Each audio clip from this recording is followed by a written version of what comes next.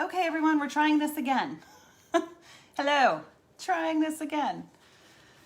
So I apologize sincerely to anyone who was misdirected to go to the event that I created on the page rather than just coming to the page. So hopefully everybody will be able to get back on. Hi, Joe. Thanks for coming back. I did delete the other video, the other live, so that will not show up. So hopefully it all comes out and it makes sense.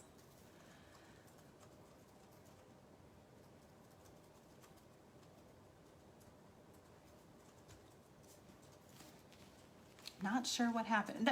Other people have had problems here and there, so I'm just gonna chalk it up to the Facebook gods are just not always kind.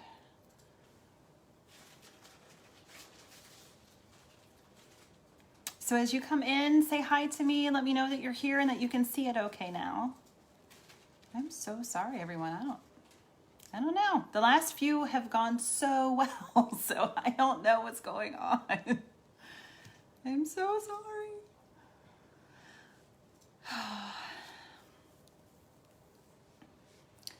So, oh, we've got more. Okay, so we have more people. Good, good. So if you're here, just say hello.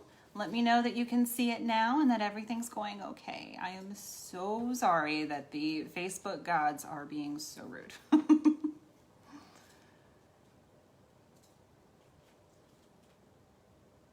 Hi, Kelly. Great. I'm so glad. Hi, Heather.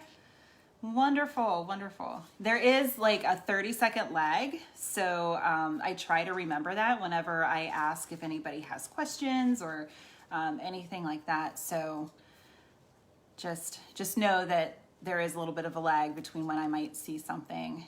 And I don't always see everything, and sometimes I don't even see it in order. So my lovely wife here is helping me out, and she might be able to see things or respond a little more quickly than I would be able to. And don't worry, she'll let me know if there's something that I missed.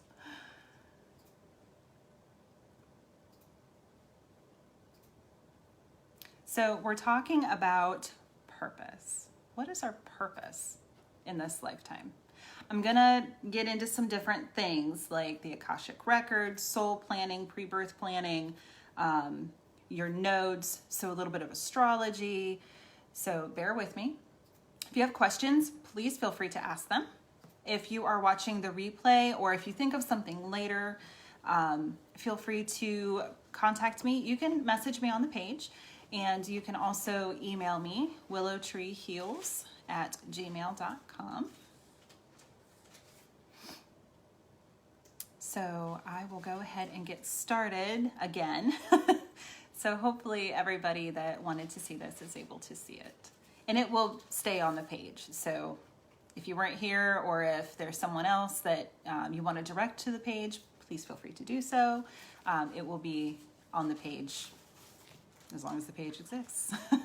And you can also feel free to share publicly the video if you so choose. You can go down to write post and then share publicly so that people can see it if they need to. My intention is always that those who need to hear and see the messages will.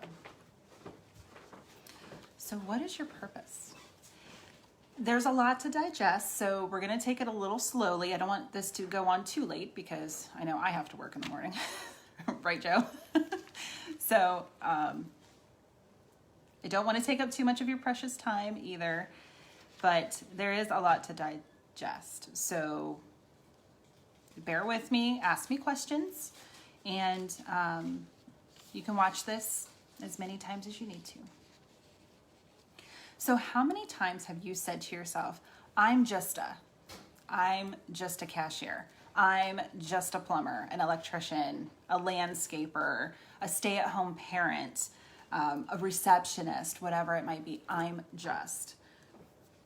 That's not true. That is so not true, because we touch other people's lives in ways that we might not ever know. So as a cashier, you help people buy things in the world. wouldn't necessarily happen. I know every time I go to the grocery store, the person who's scanning my items and the person who's bagging, hi Rick, I am always so grateful and so appreciative to them. Yeah, I could bag my own groceries, but you know what? That employs somebody. That gives somebody a sense of purpose, meaning food for their families. So they're helping me to purchase the things that I need for my family. So you're not just a cashier or a bagger. You're not, I love my father. He would always say, I'm just a dumb plumber. First of all, he wasn't dumb. He ran a very successful 30-some year business before he retired a few years ago. So you can't be dumb and run a business. It just doesn't work. And also you help people, a plumber, a mechanic, HVAC tech, whatever it is, you help people live comfortably. Hi, Mama. I don't know where I would be without running water, without my air conditioning, without my refrigerator, without my washing machine. So you help us to live more efficiently and comfortably. You're not just a stay-at-home parent. You are raising the next generation of nurses, teachers, lawmakers. You're also educating and helping them to be creative. There is not much more important in this world than that. Hi again, Tish. A receptionist, you are the first person that a customer or a client sees, and you are setting the tone for the rest of their experience. You're shaping their experience. And if they're going to come back, I work enough front desk jobs that I can tell you how many times people have said those things to me. Like, I wouldn't have come back. I had a bad experience with another person, and I don't ever want to go back there. So you are setting the tone for that person's experience and also for your livelihood, just to be straight up.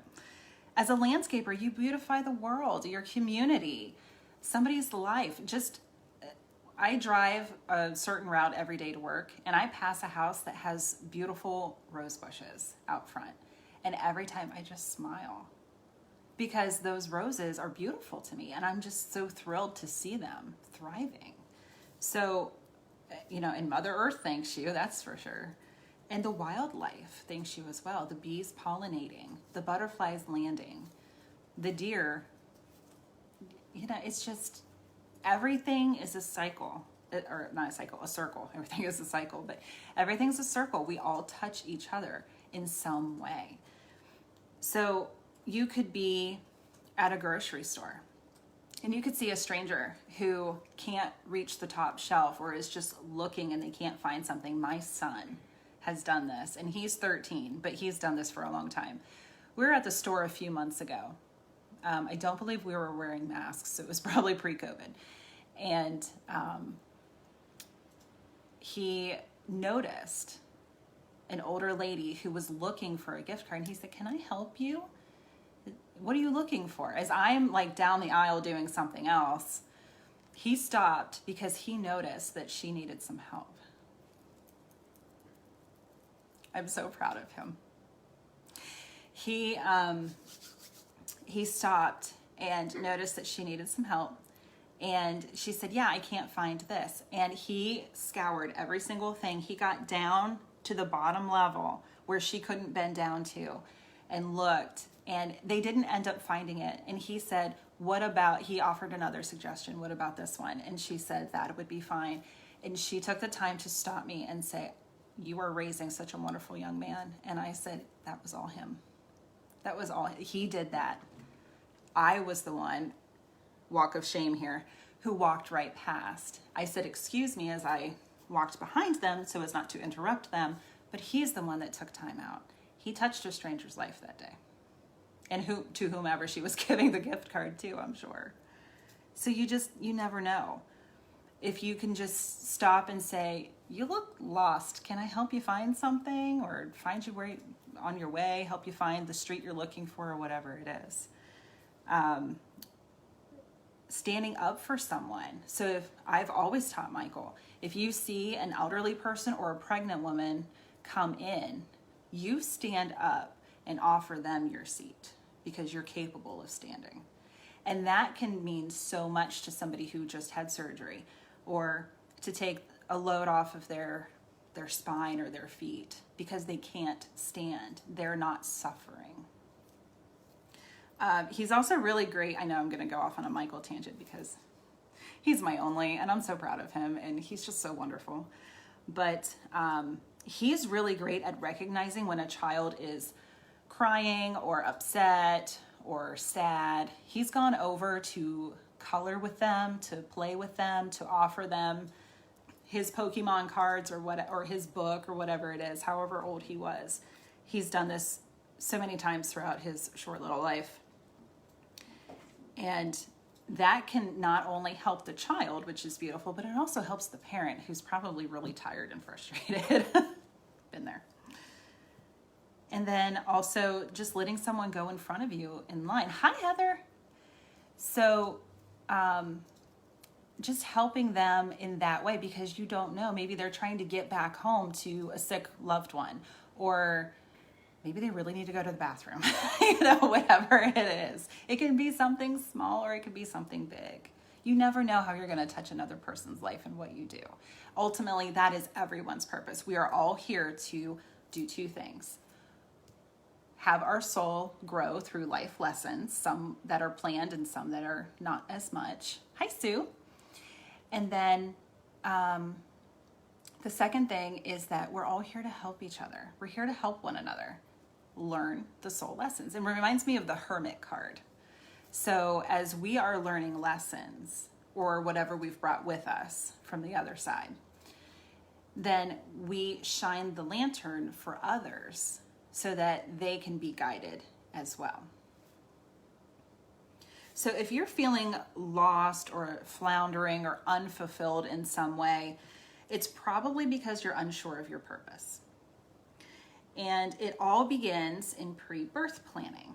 So when we are still in spirit before we incarnate here on earth, we have a little powwow, little group meeting with our spirit guides. And we go into what's called the Akashic Records. So the Akashic Records is basically a library of every life ever lived. You could call it the Book of Life. And you go in, and I know I'm getting a little woo-woo here, so just bear with me. It's got all of the ancient wisdom because it's every life ever lived, yours and everyone else's. So our spirit guides help us to kind of plan out like a blueprint. So you're the architect and you've got your team with you, and you're at the drawing board. Literally, you're at the drawing board, and you're kind of mapping out different things that you want to accomplish in your lifetime. So what lessons do you want to learn? It's because the purpose is soul growth, to get closer to the source of divine love, right? So we choose challenges in our lifetime. So we kind of like ping and mark, kind of earmark certain times where we're going to deal with certain things, certain situations, certain people, those life lessons. Some of them, you can be pretty sure that if it's a major challenge, it was done in pre-birth planning. So all of our interactions with other people, it's all planned. Now, none of this is for suffering, because you might think there's some really crappy things that happened in my life, and I do not understand why I would have ever asked for that. I know. However, it's all about growth. It's not about suffering. That's a human construct. It's all about growth. So it's rich with purpose. There is a purpose for everything. It's more about remembering why rather than discovering. You're also remembering who you are rather than discovering. So we have, during those times of suffering, we have feeling, hi Beth, we have times when it might go through our human minds that we're angry, we're resentful, we have self-pity, anxiety, blame, jealousy, whatever it is. we go through that suffering and we have those negative feelings. So instead, try to kind of feel whatever you're feeling. Feel all your feels. That's totally fine. I encourage that. But then take a step back and instead be grateful. I know, please bear with me. Be grateful for the opportunity to grow. I once had a supervisor who said areas of opportunity for improvement rather than weaknesses. Like, what are your weaknesses? It's more like, what are your areas of opportunity for improvement? So think of it that way. You're growing, you're improving your soul in some way. Pain in life can make us, it serves a purpose. So it can make us more acutely aware of other people's suffering. And that is when we are able to gain empathy and understanding for the human situation.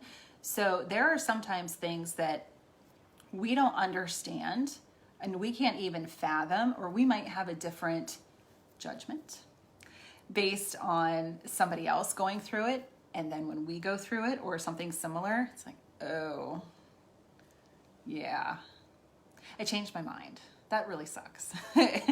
And now I can't say, well, if that was me, I would do this or that. I can't believe she did whatever she did. I would have done something totally different. And then you get thrown into this situation and you understand. Ew. That challenge sucks. Hi, Holly. So pain in life can make us more aware of what's going on. And it can also draw us to the helping professions. I know as a child, I always knew that I wanted to help people. I just didn't quite know how. But I've learned through my life experiences. So where we suffer or where we lack, that's when we learn how to help others grow and learn from what we have already been through. And it takes, I am not discounting this at all, it takes immense courage to get up every day and face those challenges.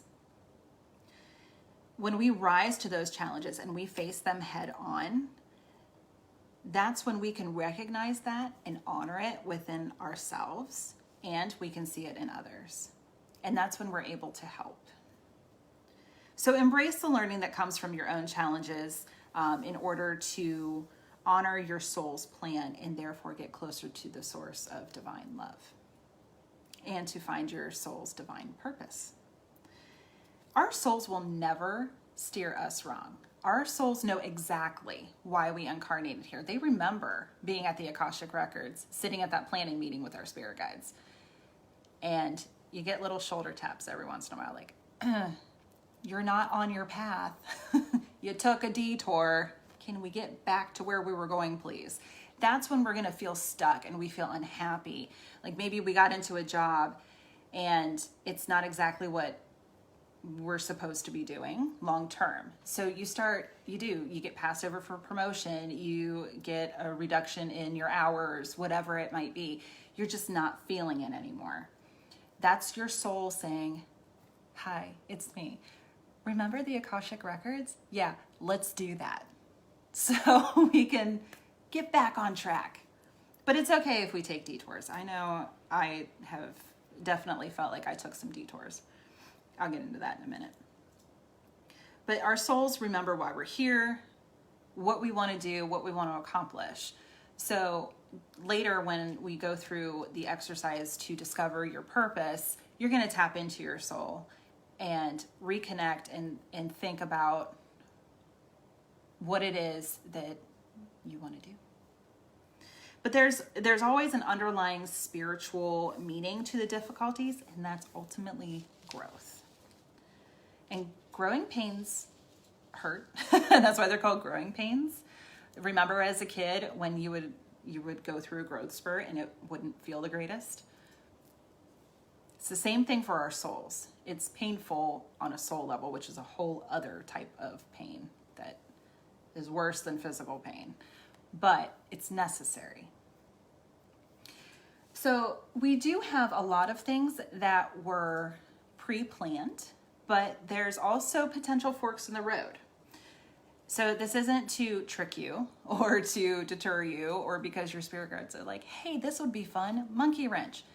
No, it's just based on the decisions that we make throughout our lifetime. So I have my own story of second guessing and regretting. But during that time, 2014 was a very transitional year for me. I lost my lighthouse, my grandfather, in January of that year. And I miss that man every single day. We're 6.5 years later. There's not a day that goes by I don't think of him. And that kind of started this whole spiral of me detaching emotionally from people that I loved. I got rid of some relationships, and I've often wondered, was that the right thing to do? And I had an opportunity hi Steve, at the end of that year, towards like the last quarter of the year, to go full-time or to stay part-time. I was working part-time with one of my most favorite bosses ever, Angela. And she and I just had this synergy about us. We worked so well together. I was her assistant. She was a fundraiser for the College of Nursing at Kent State. And we had a ball. We just like understood each other. I was a second daughter to her. She was a second mother. She didn't have grandchildren at the time, so she treated Michael like her own grandson. She was just she is. I just don't talk to her anymore. Unfortunately, we lost contact, but she's just such a lovely person. And I was working part-time because I was going to school for social work. That's another story that I'll get to in a minute. But we had this wonderful relationship. We worked well together. I could finish her sentences. I knew what she was thinking before she even thought it. We just knew how to work well together. So I had the opportunity to go full-time, not just for her, but to do some other things and work with marketing because I have a PR, bachelor's public relations degree.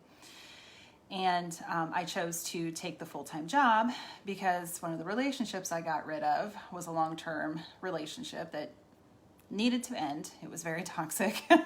But anyway, so I was really on my own financially, and it scared me. And I knew that I wanted to do more. So I took the full-time against her recommendation. And 4 months later, I left. So I often wondered, if I hadn't done that, how would my life be different? If I hadn't left that relationship, how would my life be different? If I had put Michael in a different school district, how would life be different? So we're going to have times during our lives where we second guess, did I do the right thing? And my spirit guide, I remember I was driving. And I get some of the best messages when I'm driving. It's really weird. But I was driving home one day from work.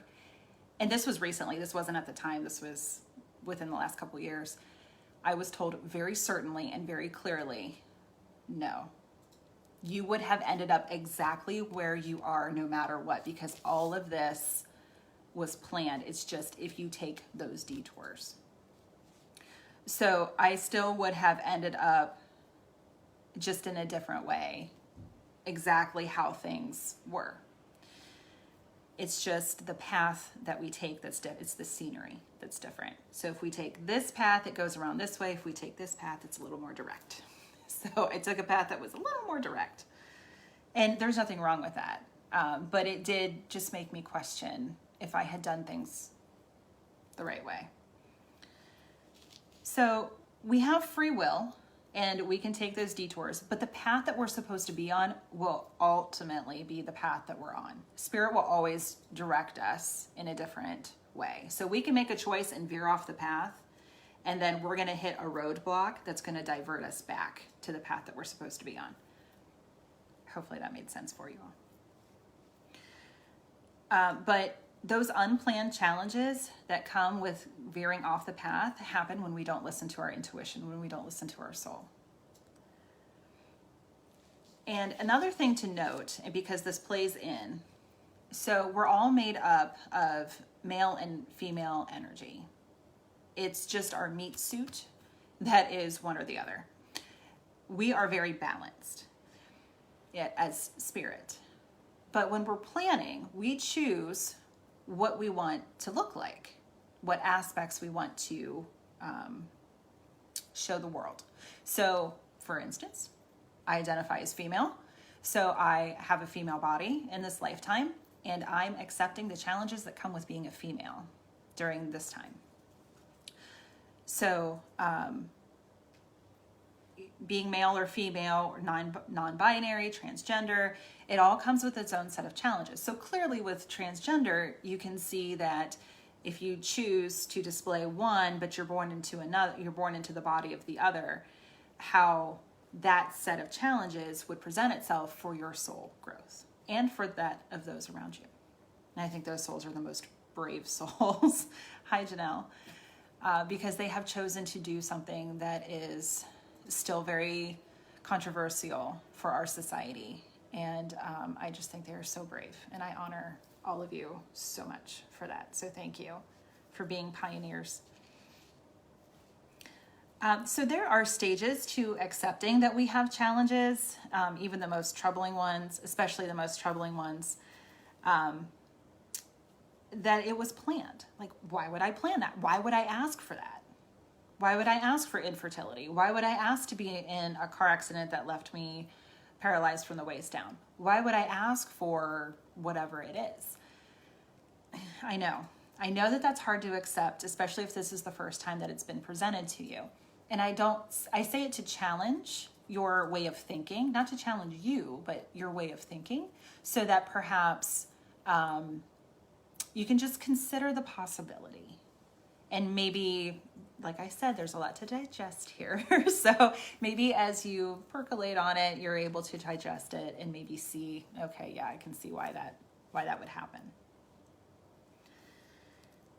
When we make our choices from the heart, our hearts have a higher knowing than our ego mind. Our hearts are more directly connected to our souls. So as we're going through this next section, it's like when I said manifesting, if you're manifesting from the heart, how to know that. So if you place your hands over your heart and you take a couple deep breaths, and if this decision makes your soul sing, if it makes your heart happy, if you spontaneously smile, then you know you're on the right path. You're making the right choice. If not, if you have a block, like, ooh, that makes my stomach hurt, or, oh, I get chest pains, or I can't breathe, or I get a headache, that's all connected with chakras. So you can find out where the blockage is and say, ooh, maybe that's not the right thing for me. It's kind of like a magic 8-ball, like, try again later. Not right now.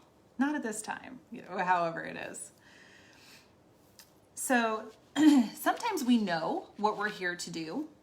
And I've always been a bit jealous of people who have said, I always knew that I wanted to be a teacher, and therefore I'm a teacher.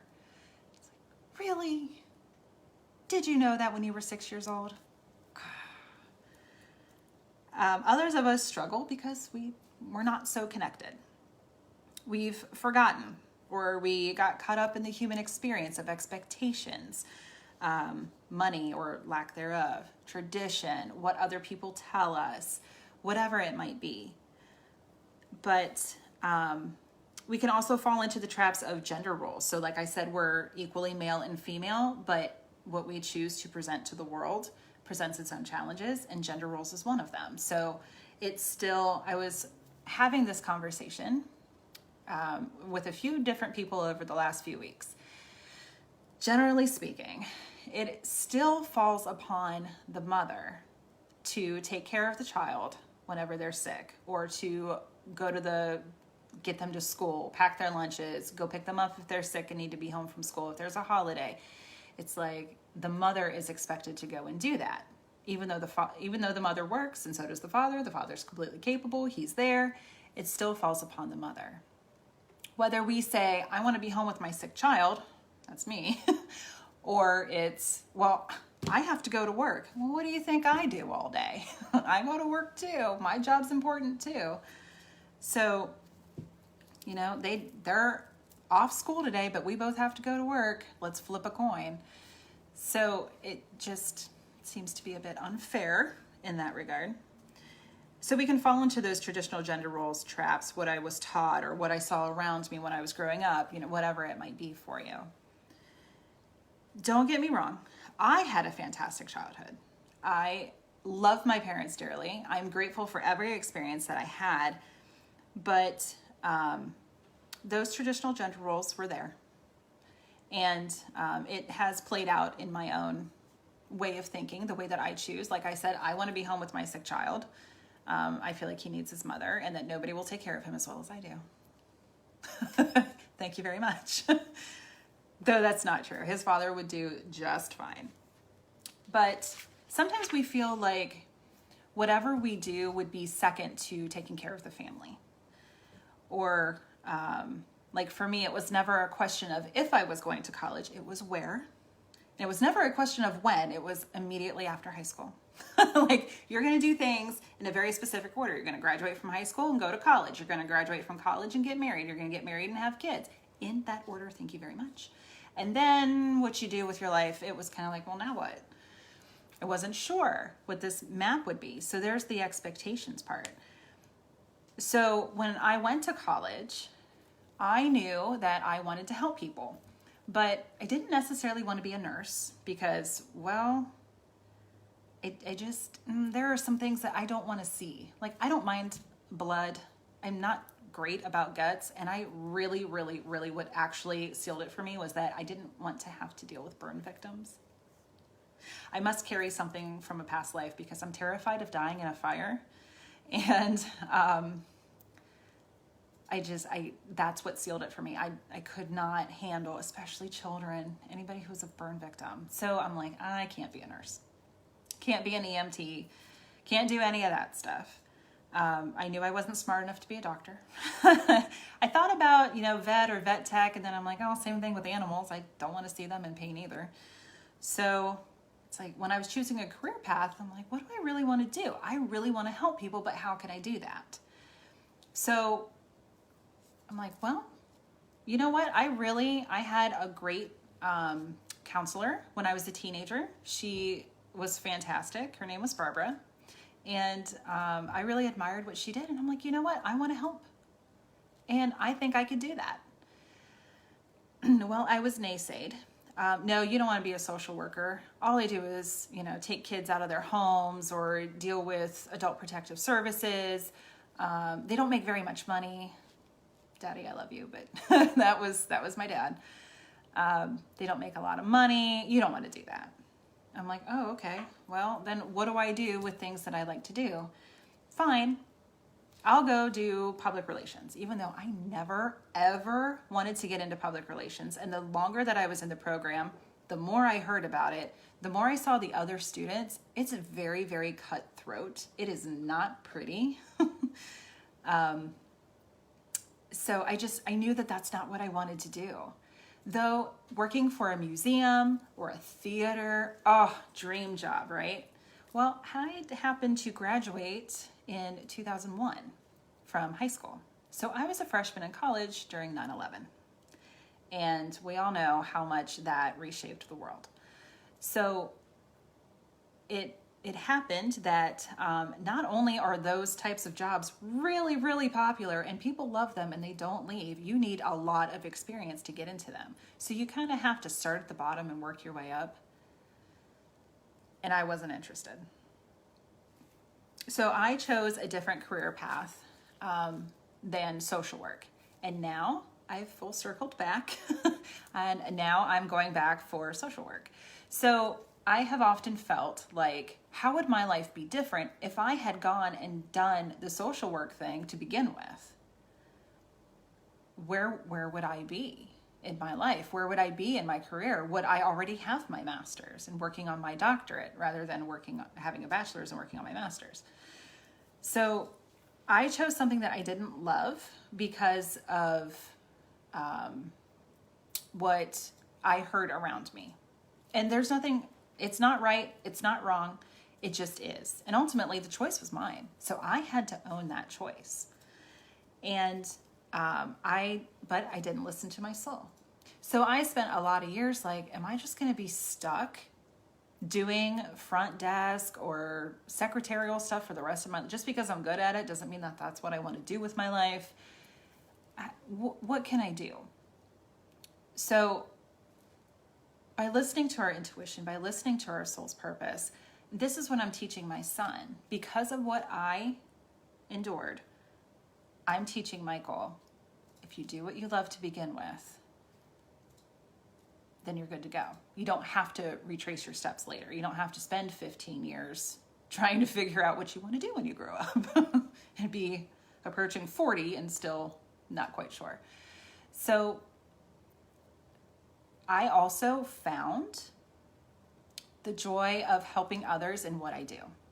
So when students come in and they need help in some way, every day, at least one person says to me, "You've been such a big help. Thank you so much." And that sustains me. That is something, that's why I said, you're not just a cashier. You're not just a plumber. You're not just a whatever. Nobody says, "I'm just a doctor." "I'm just a nurse." Why? Because they know, they recognize the good that they're doing. So recognize what you're doing, that there is good in what you do. So some questions that you can ask yourself if you're thinking like, I'm really unhappy where I am. So you grew up and you're still not sure what you want to do. Diane said, "I'm 48 and still don't know what I'm going to do when I grow up." Yeah, exactly. So some things that you can ask yourself if you're unhappy where you are in life today. What would your 8-year-old self say about who you are now? Go back to your inner child. Think about what it was that you wanted to do when you were a small child, and somebody said, "What do you want to do when you grow up?" Which is a really big question to ask such a little person with this much life experience. But we ask kids, like, kind of, it's our way of saying, what are you interested in? So if you go back and you talk to your inner child, to your 8-year-old self, and you say, "This is what we're doing," is that an alignment? Now, it's one thing to say, "I wanted to be an astronaut." Ooh, I just hit Buddha. Sorry, Buddha. This is what happens when I when I talk with my hands. Sorry, Buddha. My apologies. So I wanted to be an astronaut. Okay, well, that's not for everybody. But what does it mean? What does it translate into? Does it translate into the love of stars and studying planets? Does it mean freedom? Does it mean adventure? What does that mean for you?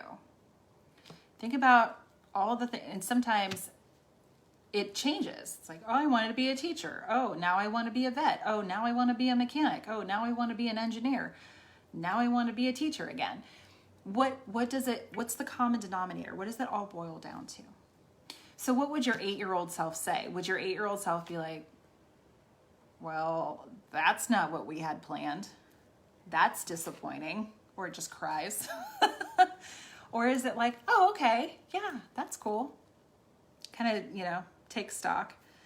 What makes you want to get up in the morning? What motivates you to get out of bed, brush your hair and teeth, and go out into the world?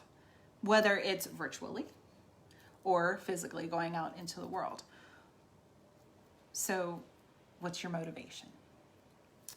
If money was no object, because that's just a belief system anyway, if money was no object, what would you do? Well, I would sit on a beach all day. I would travel the world. I would paint, whatever it is. Again, find that common denominator for your purpose. Obviously, sitting on the beach all day would be lovely. However, what does that actually mean? Is it freedom? Is it working outside? Is it boating? Maybe you want to be the captain of a ship. There's nothing wrong with that. Do dinner cruises. Whatever it is for you. If you knew you only now this one's a little somber, so my apologies ahead of time. But hi, Christina. Yeah, life does throw curveballs, Diane, for sure. that made me think of something. We'll come back to that. I'm going to write that down though. So we can think about, if we only had a year to live, what would we do? And like I said, I know that's morbid, but that would help you. Like, what would you do if you only had a year to live? How do you define yourself? This one's going to make you go within. It's going to make you dig pretty deep. But how do you define yourself? And in what order? So I'm a wife, mother, daughter, friend, coworker, mentor, spiritual guide, cat lover, cat mom. You know, all these things. Yeah, Rick, more readings in Reiki. Do it, do it, do it. You're on your way though. You're on your way, Papa Bear. So how do you define yourself and in what order? And that will tell you what's important to you. If you define yourself as a wife and mother first, that tells you family. If you say, I'm a teacher, and then you're a mother, so your profession, I'm not shaming anyone, please don't take it that way. Your profession is most important to you. It's probably because you are helping a mass amount of people. Because if you teach for 30 years and you've got 25 kids in a class, 25 times 30 is a really big number. Help. I'm not a mathematician. Never have been. That's a lot of people that you're touching. And you're not just touching them, you're touching their families as they are now, like their parents or whomever is raising them. You're touching their children in the future. You could even have their children in class someday. You never know. So how do you define yourself? That will help you to discover your purpose. What is lacking in your life currently? So are you lacking freedom? Are you lacking creativity? Are you lacking status? You know, whatever it is that makes you feel like, man, that would really be nice to have. And what's holding you back? Is it education? Is it other people's opinions? Is it your family? Thank you, Diane. 770 people. That's a lot of people. That's a lot of people that you would touch. Is it expectations? Like what's holding you back? What is keeping you from going out and doing? Hi, Peggy. Doing something that makes your soul sing. That's what our purpose is. What makes our souls sing? What do you want to accomplish in your life? Ask yourself that. What is it that I ultimately want to accomplish in life? Ask your soul. Why am I here? What do I want to accomplish? How do you want to leave your mark on this world? When you're gone, what do people... Okay, so here we go again. This is a grief recovery thing. So for those of you who don't know, I spent almost 3 years as a grief counselor for hospice, and I loved every minute of it. I know that sounds really morbid, but I loved it. So I am a certified grief recovery specialist. I'm just not actively practicing, but I still have the tools in my toolbox. So I share them with you guys. So one of the things that we do is we say, what would people say at your funeral? Or what do you want people to say at your funeral? What are some of the things that you would regret leaving unsaid or undone? Kind of going back to that if you knew you had a year to live thing. So what is it that you want to accomplish? What's holding you back from doing that? What do you want people to say about you? How do you want to leave your mark on the world? What are your most important values? List those out too, like you did when you define yourself. List out your values. That will tell you what's most important to you and where your purpose lies. Which of those values, subcategory, which of those values gives your life the greatest meaning? So you might define yourself one way and then take a look, maybe divide the paper, maybe do that. Define yourself in one column, and then on the other side of the paper, write your values. And just do it without even thinking. Just write it down or type it out as it comes to you. because that's your soul talking. And then take a look and see if they match up. If they don't, you know where to course correct. Is there something that you truly value that you haven't experienced in life so far? So maybe you really value romantic love and you haven't experienced that in a healthy situation. We'll talk about that. Email me. We'll chat. And what special talents do you have that aren't being realized, either to yourself or to the world? So those are the things that you want to bring out in your purpose. So maybe you're really talented at calligraphy, or you're really talented at writing poems or songs, and that can be shared with the world. You can do it professionally. You can do it through a blog or a vlog with a V. You can do Facebook Lives. You can do YouTube. You can do so many things that kind of help your soul fulfill its purpose in some way. Sharing that with the world is purposeful. Don't poo-poo it. There's definitely room in this world, and we need the creative types for sure. So back to the curveballs. Sometimes life throws us curveballs. That kind of goes back to that potential fork in the road. And I think that curveballs are thrown at us because we haven't fully realized a lesson. We haven't fully been able to learn a lesson, or maybe it's a good opportunity to learn a lesson within a lesson, kind of like a world within a world. And we're able to kind of take it and turn it into a life lesson.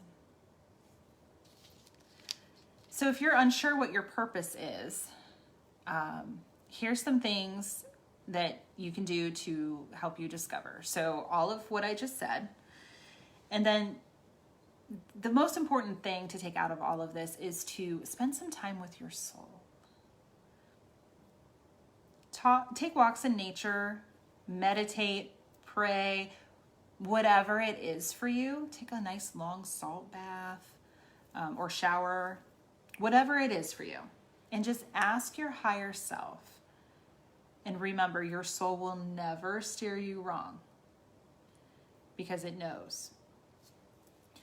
And then explore those things that you love to do. What sets your soul on fire? And what comes easy to you? So I can look at something and say, that's going to look really good. But there is we had this conversation the other night. There is a disconnect between what I see in my brain, in my third eye, and my hand.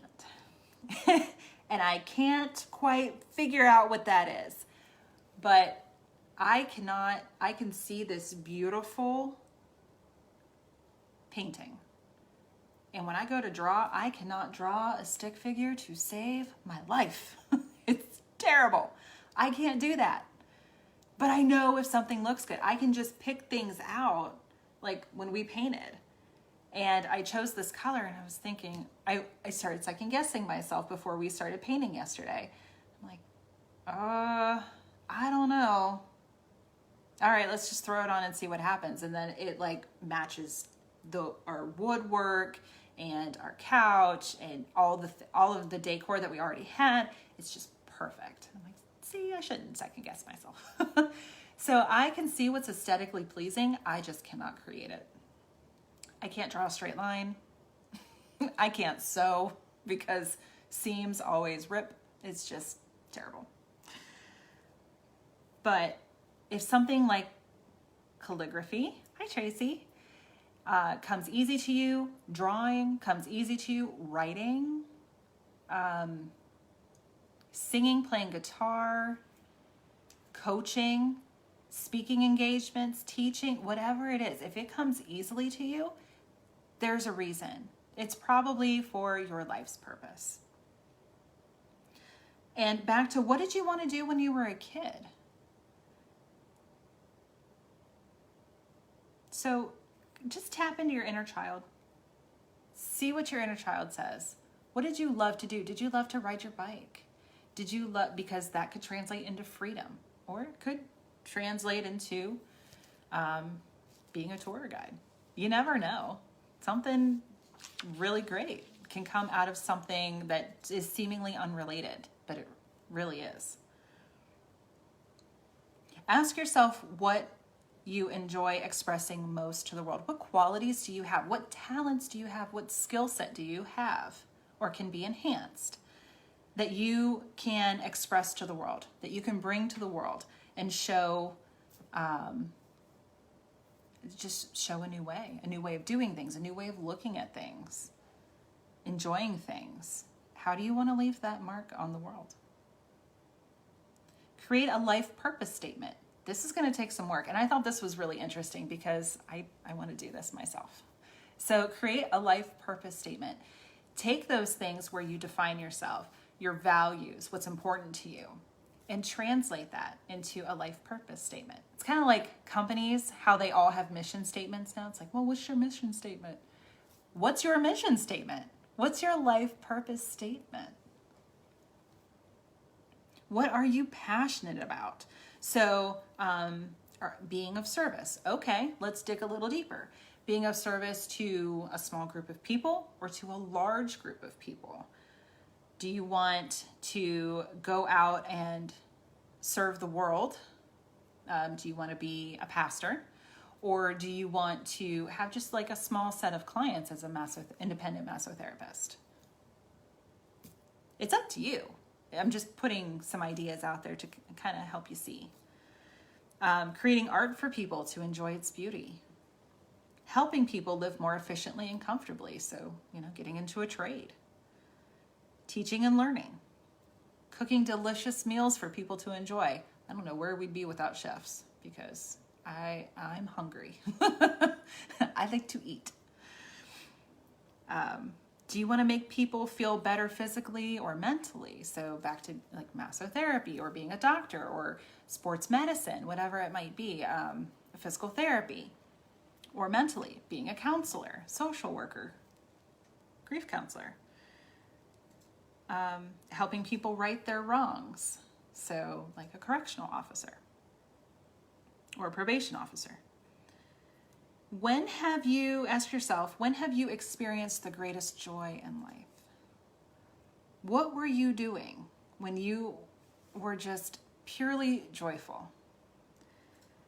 So, customer service sucks for anyone who's ever worked in customer service of any kind. It does, it sucks. But like I said earlier, my greatest fulfillment, my greatest joy in any day, obviously is my son. But at work, in my muggle job, when somebody says that I've made a difference simply by being kind to them, by listening, even if in my head I'm like, are you done? I don't need to know your life story. I don't care. But I have other things I need to do, is really what that translates into. I care about people, I do. So when they're yammering on, and I'm like, and there's a line forming behind you, speed it up. But just by offering them 30 seconds or a minute to let them tell their story, whatever it is, vent their frustration, whatever it might be, just going those few extra steps to help them resolve an issue that somebody else might not have. Just listening and appreciating them as a person, making them feel valued. It goes so far.